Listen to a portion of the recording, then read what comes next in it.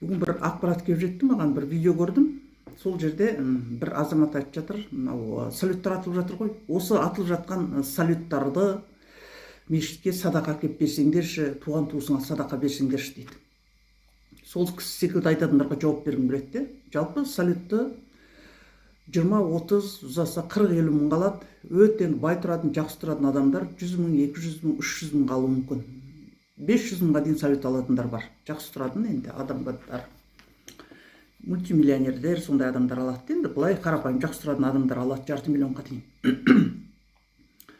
Егер салют ататын болса, салютты сатып алғанда сол ақша Қазақстанның экономикасында қалады. Мысалы, осы қаншама сақалы бар, қысқа балақ киген жігіттер салют сатып тұр. Солардан барып салют сатып алса, ол жігіт өзінің бала шағасын қуантып, жаңа жылдың алдында болған 3 күн саудамен 1 ай бала шағасын асырайды. 3 күн саудамен әйелін, бала шағасын, туған туысын қуантып, соларға киім алып береді, тамақ алып береді. Біріншіден, ол еліміздің экономикасына құйылатын ақша. Ол ақша шетелге шығып кетпейді.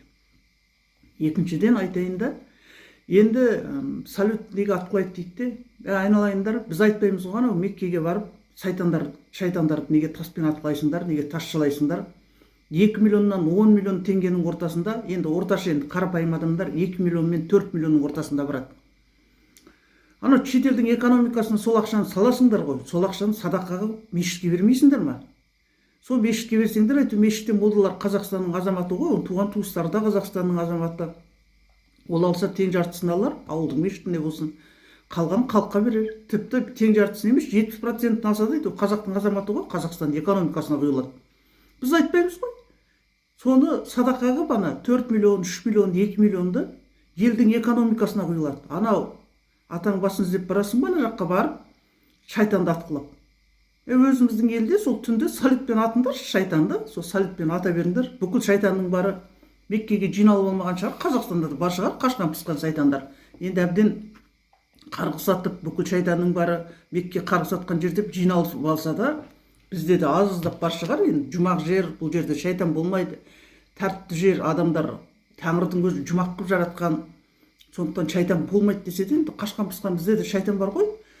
Сол енді анау 100 мың, 200 мыңға сол атылатын салюттар 50 мыңға сол шайтандарды қуып атқылайды жаңа жыл күні. Және ел экономикасына құйылады ол ақша. Шетел ашып кетпейді. Сондықтан сіздер мына қажылыққа, кіші қажылық бар, қаншама миллиондаған ақша шығып жатыр да. Сол қажылыққа шығатын кезде, ел қажылыққа барсақ бола ма деп мешітке барған кезде имамдар солай айтыңыздар сіздер. Айналайын, мұсылман, жамағат, тентіреп елге барғанша, жұмақ деген туған жерің, Мекке деген туған жерің, тентіремей сол ақшаны садақа қылып мешітке әкеліп беріңдер. Әйтеу мен де бір қазақтың баласымын, сол ақша елдің экономикасына жұмсалады, мен оны шетелге шығарып жібермеймін ол ақшаны. Оның біразын өзім ұстасам да, бала шағама, туған туысыма ұстасам да, қалғанын елдің қажетіне жаратам.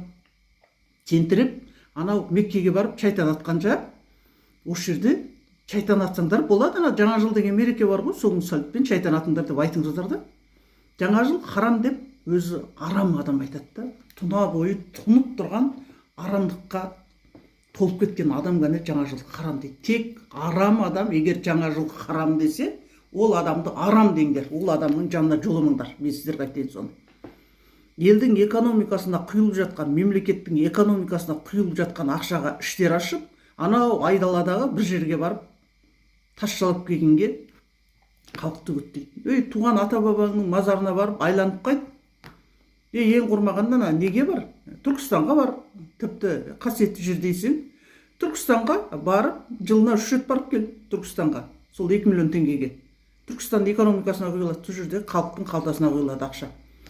Сондықтан елдің экономикасына құйылып жатқан ақшаға іштер ашып, шетелге неге жібермейді соны? Анау арабтар неге асырамаймыз деп жатқандар, араб мемлекетінің Қазақстандағы шпиондар деп біліңіздер. Аман